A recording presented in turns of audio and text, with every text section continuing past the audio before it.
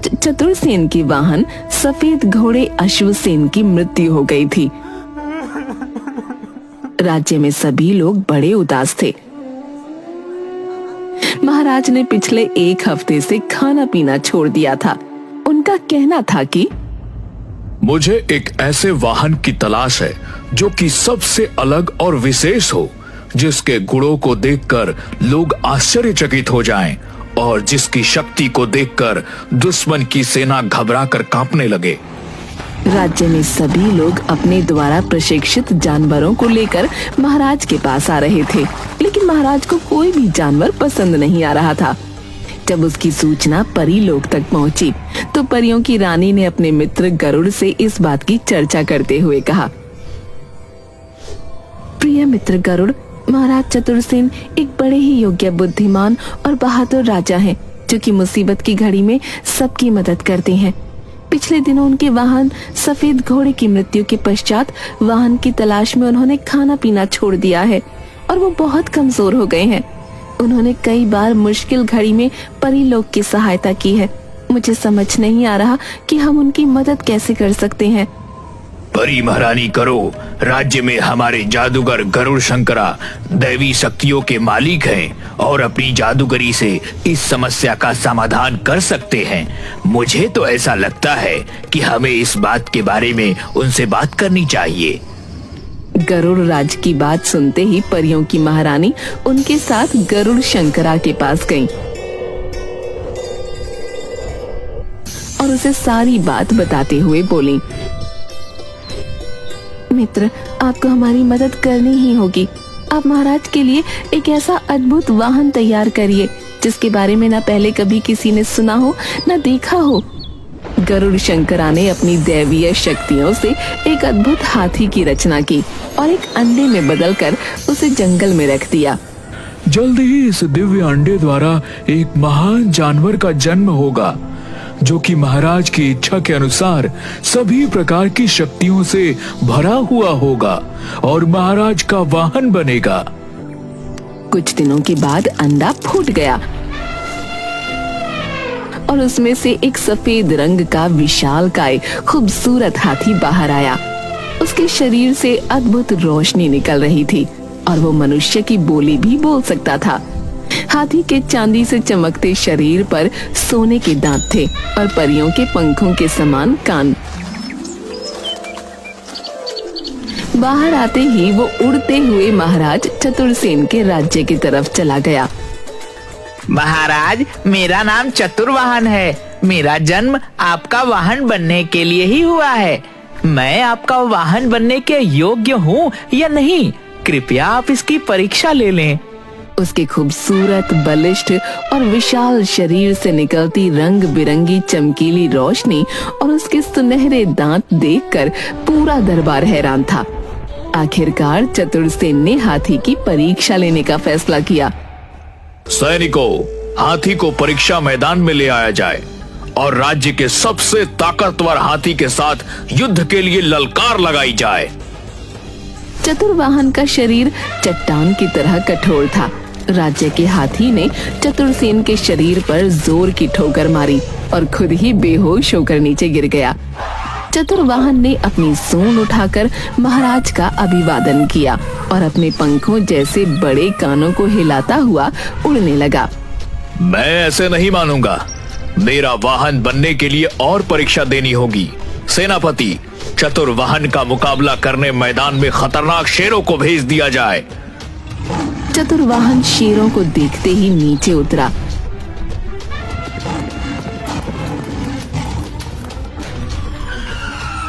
और उसने जादुई शक्तियों से अपनी सूंड को लंबा कर लिया। उसने क्रोध से सूंड को हिलाया तो पूरी सूंड कांटों से भर गई। उसने अपनी खतरनाक सूंड में लपेटकर अपने नुकीले दांतों से दोनों शेरों को एक क्षण में ही मार दिया। चारों तरफ उसकी जय जयकार होने लगी। महाराज चतुरसेन भी बड़े प्रसन्न हुए और बोले, चतुर्वाहन, मुझे तुम पसंद हो और मैं तुम्हें अपना वाहन बनाता हूँ। पूरी प्रजा महाराज की जय जयकार करने लगी। अब महाराज चतुरसेन बड़े ही प्रसन्न रहते थे। एक बार जब चतुरसेन की पुत्री विजय लक्ष्मी राज्य सरोवर में स्नान कर रही थी तो उसने देखा कि एक खूबसूरत, बलिष्ठ और स्वस्थ शरीर का पुरुष सरोवर के पास खड़ा हुआ वहां लगे सुंदर फूलों से उठने वाली सुगंध का आनंद उठा रहा है।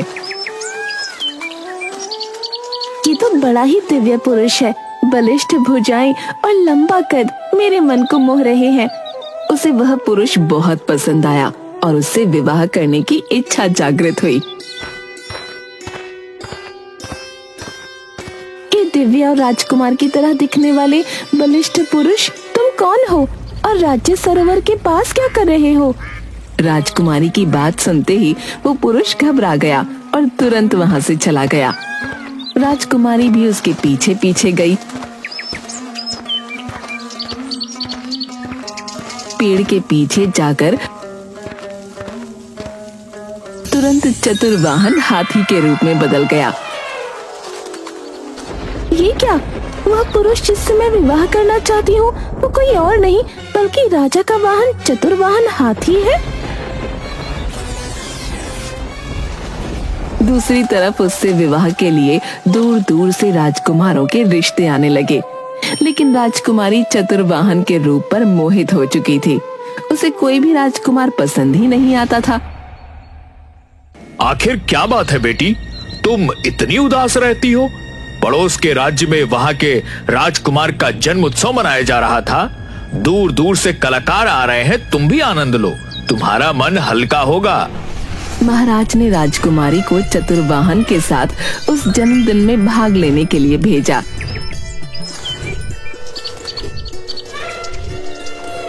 कुछ दूर जाने के बाद जब वो राज्य से बाहर आ गए तो राजकुमारी ने चतुर्वाहन को रुकने के लिए कहा।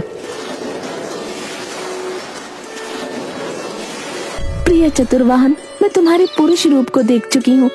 तुम्हें देखने के बाद मेरे मन में तुमसे विवाह करने की इच्छा जागृत हो गई है। मुझे समझ नहीं आता कि मेरा विवाह तुमसे किस प्रकार हो सकता है। राजकुमारी, आपको यह इच्छा छोड़ देनी चाहिए। मैं महाराज का वाहन हूँ, ऐसा होना नामुमकिन है। राजकुमारी, मैं एक स्वर्ग लोक का यक्ष हूँ, लेकिन देवलोक की कन्या के ऊपर बुरी निगाह डालने के कारण मुझे अपना यह जन्म महाराज के वाहन के रूप में बिताने के लिए गरुड़ राज्य के जादूगर द्वारा चुना गया है। सजा के अनुसार मैं पूरे दिन में एक बार अपने असली रूप में आता हूँ, किंतु मुझे विवाह करने का अधिकार नहीं है। ऐसा न कहो प्रिय वर्ण, मैं आजीवन कुमारी रहने का व्रत ले लूंगी। इसी बीच दुश्मन राज्य के सैनिकों ने हाथी के साथ राजकुमारी को अकेला पाकर उसका अपहरण करने के लिए हमला बोल दिया। चतुर्वाहन ने अपनी बहादुरी से दुश्मन सेना के सभी सैनिकों को मार दिया और अपने पंखों को हिलाता हुआ राजकुमारी को लेकर उड़ता हुआ वहां से चला गया। चतुर्वाहन, तुम्हारी बहादुरी देखकर मैं प्रण करती हूँ कि अगर विवाह करूंगी तो चतुर्वाहन से ही करूंगी। वापस आते समय चतुर्वाहन एक बार फिर अपने असली रूप में आया। उसी समय राजकुमारी ने उसे मूर्ख बनाकर अपने साथ लाए गए मंगलसूत्र का धागा उसे अपने गले में बांधने को कहा। चतुर्वाहन, मेरी रक्षा करना तुम्हारा फर्ज है। ये रक्षा कवच है जो मेरे पिता ने मुझे दिया है, जिससे मैं गले में बांधना भूल गई थी। यदि तुम इसको मेरे गले में बांध दोगे तो मैं हमेशा के लिए सुरक्षित हो जाऊंगी। चतुर्वाहन ने ऐसा ही किया।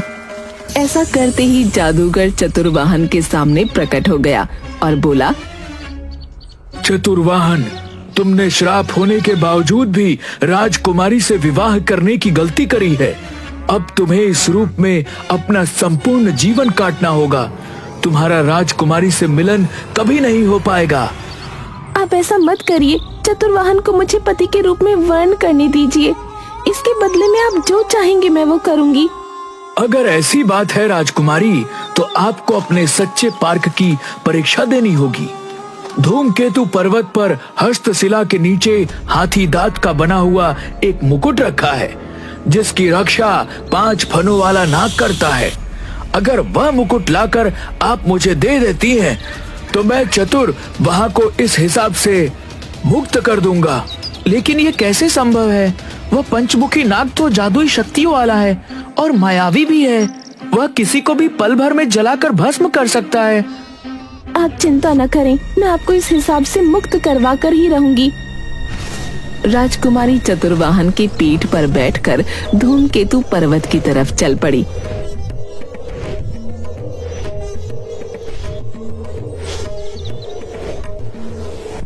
राजकुमारी, हम पर्वत पर तो पहुंच चुके हैं। इसके आगे मैं नहीं जा सकता। आगे की यात्रा आपको अकेले ही तय करनी होगी। अभी भी वक्त है, आप अपने प्राणों को मुश्किल में डालने से बचा सकते हैं। चतुर्वाहन, तुम महाराज की सेवा में जाओ, मैं जल्द ही तुमसे मिलूंगी। राजकुमारी पर्वत पर अपनी चढ़ाई शुरू करती है। उसके पैरों में पत्थर और कांटे लगने के कारण खून निकलने लगता है कि तभी वहाँ एक बूढ़ी औरत आती है। तुम कौन हो? किसी राजकुमारी की तरह दिखाई पड़ती हो। क्या तुम्हें पता नहीं कि पर्वत बड़ा ही खतरनाक है? हर कदम पर खतरा है। लेकिन आप कौन हैं और इस खतरनाक पर्वत पर क्या कर रही हैं? तुम्हें क्या बताऊं राजकुमारी, मैं नीलम परी हूँ, लेकिन पंचमुखी नाग के मुंह से निकलने वाले विष के कारण इस रूप में आ गई हूँ। परीलोक में अब मुझे कोई नहीं पहचानता। मुझे अपना जीवन इस खतरनाक पर्वत पर ही गुजारना होगा, लेकिन तुम अपने जीवन को बचा सकती हो। आप परेशान ना हो, आप मेरे साथ महल चलिए, वहाँ आपके खाने पीने की पूरी व्यवस्था की जाएगी। तुम सच में बहुत अच्छी हो। मैं पंचमुखी नाग के महल में दासी का काम करती हूँ। मुझे उसकी मृत्यु का राज पता है। उसे मारने में मैं तुम्हारी मदद कर सकती हूँ, लेकिन उसके लिए तुम्हें मुझसे वादा करना होगा। बताइए माँ, आप क्या चाहती हैं? मैं अपने पति को वापस उसके रूप में पाने के लिए सब कुछ करने को तैयार हूँ। राजकुमारी, अगर तुम नाग को मारना चाहती हो तो तुम्हें चतुर्वाहन के मनुष्य रूप में आने के बाद उसे मेरे हवाले करना होगा। मैं उनकी पत्नी हूँ। यदि उनका त्याग करने से उनका जीवन बढ़ सकता है तो मुझे ऐसा करने में कोई परेशानी नहीं है। आप मुझे पंचमुखी नाग की मृत्यु का रहस्य बताएं। मैं तुम्हें एक गुप्त रास्ता दिखाऊंगी। तुम सीधे सांपों के राजा के महल में पहुंच जाओगी। वो एक ऐसे पलंग पर सोता है जो पूरी तरह से घंटियों से बना है। उसी पलंग के ऊपर एक तलवार टंगी है। केवल उस तलवार से ही उस मायावी का खात्मा हो सकता है। और हाँ, जब उस पर वार हो उसके 5 फन खुले होने चाहिए। लेकिन मैं उस तलवार तक कैसे पहुंचूंगी?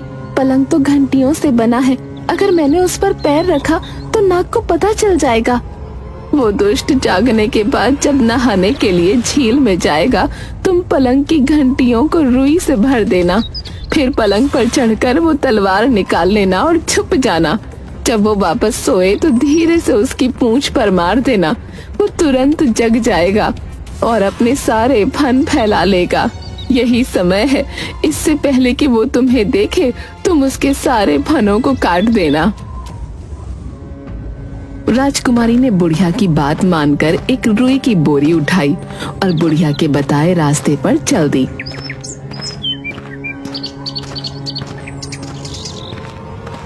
वहां उसने वही किया जो बुढ़िया ने उसे बताया था। पलंग के ऊपर टंगी तलवार उठाई और छुप गई।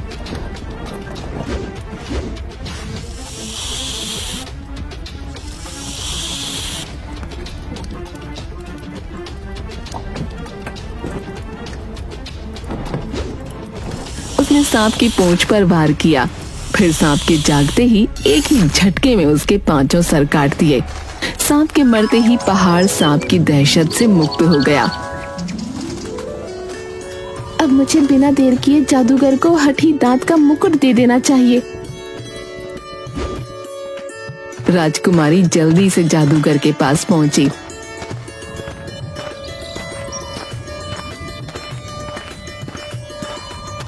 और वो मुकुट उसके हवाले कर दिया। मुकुट के मिलते ही जादूगर ने मुकुट चतुर्वाहन के सर पर रख दिया और देखते ही देखते चतुर्वाहन एक राजा के रूप में बदल गया। राजकुमारी, तुमने मुझे मनुष्य रूप में तो बदल दिया, लेकिन मैं तुम्हारे पिता के साथ अन्याय नहीं कर सकता। वह मुझ पर बहुत विश्वास करते हैं। मैं सदैव उनके वहाँ बनकर रहना चाहता हूँ। लेकिन अब आप पर मेरा अधिकार नहीं है, फिर आपको मैं क्या दे सकती हूँ? आपकी जान के बदले मैंने आपको पर्वत पर रहने वाली परी को दे दिया।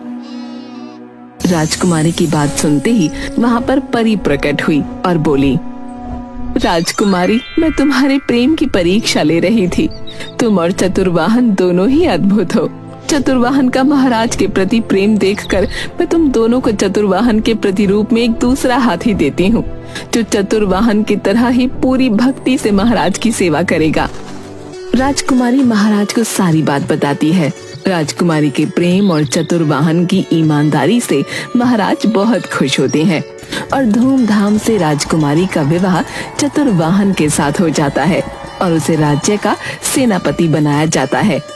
वो राजकुमारी के साथ उसके पति के रूप में खुशी खुशी जीवन बिताने लगता है।